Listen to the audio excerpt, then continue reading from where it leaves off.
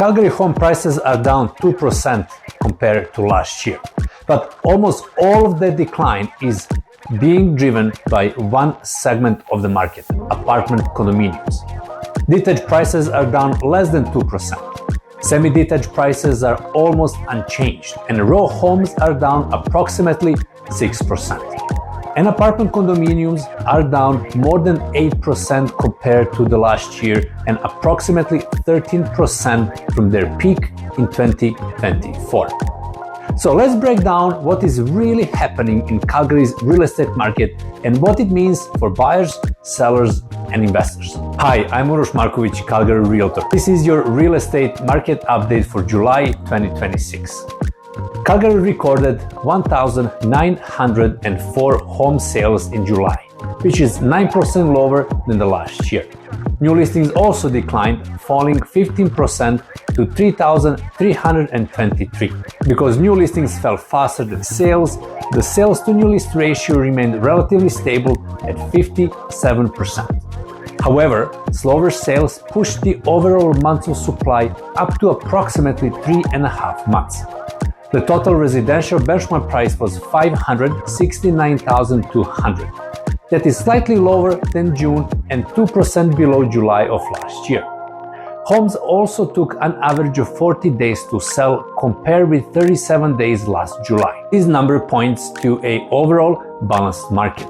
But when we separate the market by property type, the differences become much more significant. The main story this month is the continued weakness in Calgary's apartment condominium market.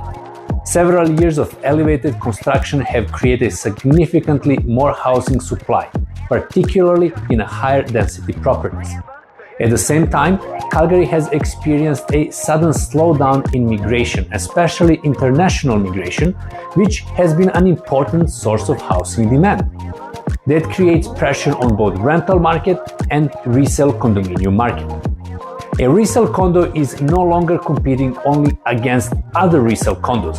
It is also competing against new build units, new rental properties, and builders' incentives and landlords offering incentives to attract tenants.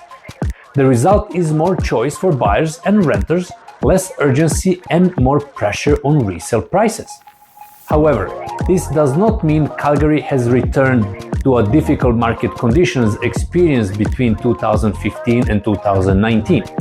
Demand is still stronger than there was during that period. The major changes is supply.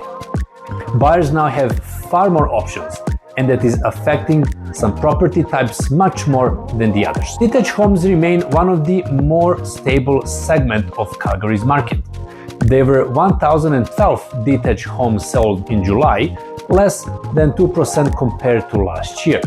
New listings declined by almost 10%, while inventory was approximately 5%. Detached homes finished month with 2.9 months of supply, which remains within balanced market conditions. The detached benchmark price was $743,900. That was down from June and approximately 2% lower than last July. But the detached market varies significantly depending on the area of Calgary. The West District had less than 2 months of supply and recorded year-over-year price increase of more than 2%. Also, city center detached prices remained slightly higher than last year. The Northeast had more than 5 months of supply, with detached prices down approximately 6%. The Southeast remained relatively competitive with approximately 2.3 months of supply and a strong sale to new list ratio. That is why citywide averages are not enough when pricing a detached home. A seller in West Calgary may be operating in a very different market from a seller in the Northeast.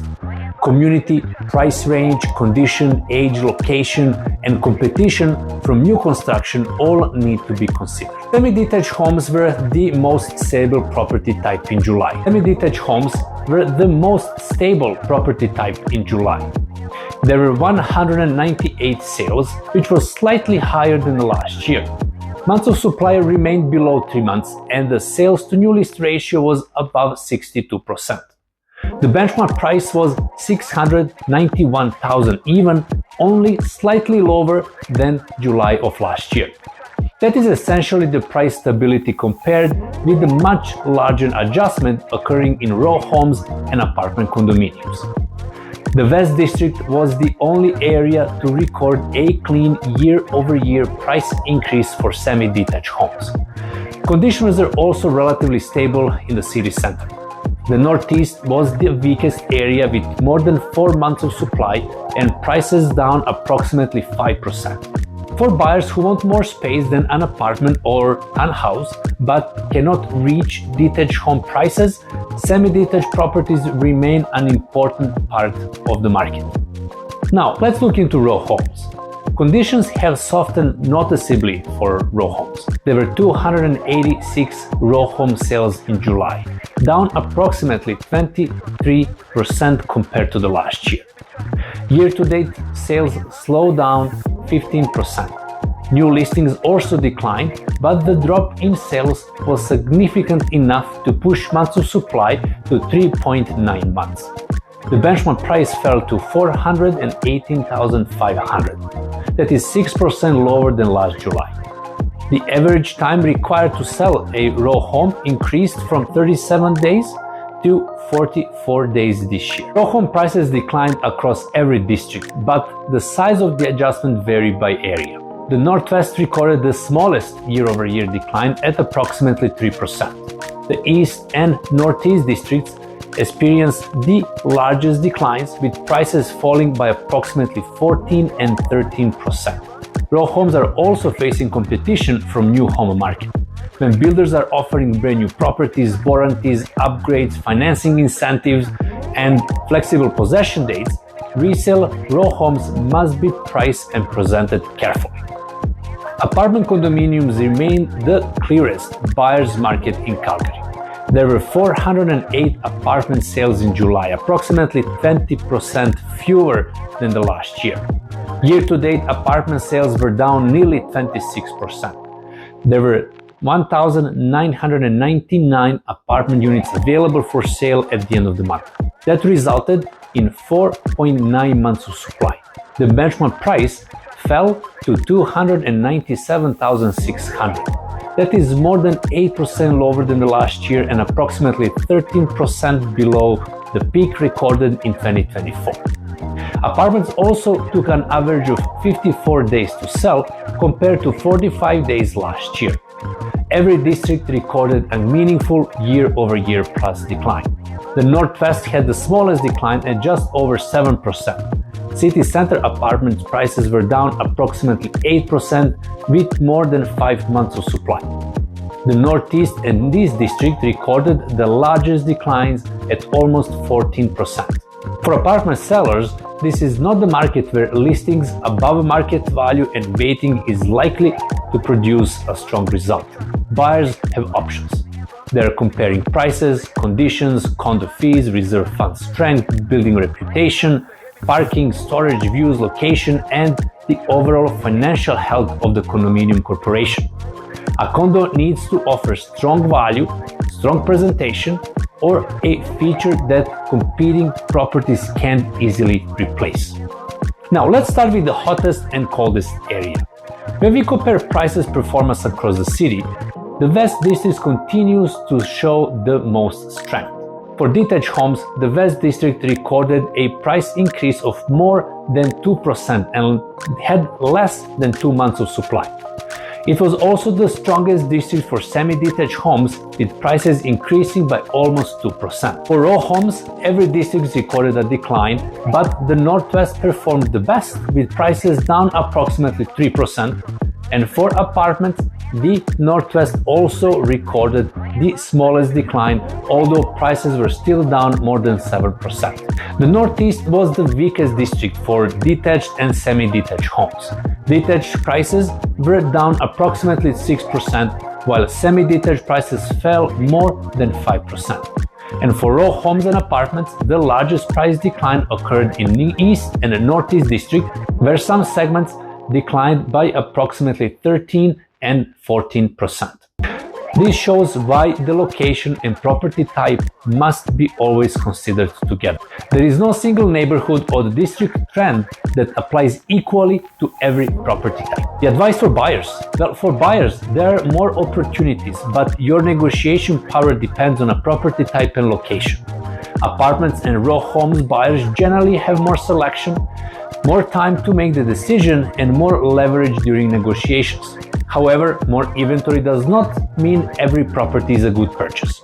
Condo buyers still need to review condominium documents and reserve fund, financial statements, insurance, bylaws, meeting minutes, planned projects, and the possibility of future special assessments. Detached and semi-detached buyers may still face competition in desired communities where inventory remains limited. The strongest buying strategy is to rely on current comparable sales, understand the property's competition, and evaluate how long it has been on the market. A low offer should be supported by market evidence, not simply by a fact that overall market has softened. Advice for sellers. Well, pricing based on the last year market can be costly. Buyers are paying very close attention to resale comparable sales and competing listings. This is especially important for apartment condominiums and row homes. The first weeks on the market are critical. This is when the property receives the most attention from serious buyers. If buyers repeatedly choosing competing homes, waiting without changing the price, presentation, or marketing strategy can cause listings to become stale. Detached and semi-detached sellers may be operating in a stronger condition, but that does not guarantee a quick sale or a premium price. Home still needs to be positioned correctly for its specific community, condition, price range, and competition.